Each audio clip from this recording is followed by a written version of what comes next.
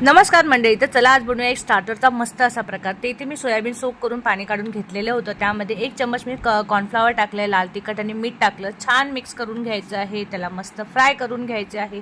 छान कुरकुरीत होतात आणि असे नुसते खायला सुद्धा चांगले लागतात। थोडे जास्त बनवा कारण की असे सुद्धा जास्त खाल्ल्या जातात।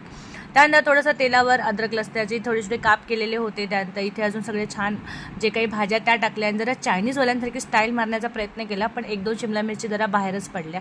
त्यामुळे म्हटलं नको, आपला चम्मचच बरा।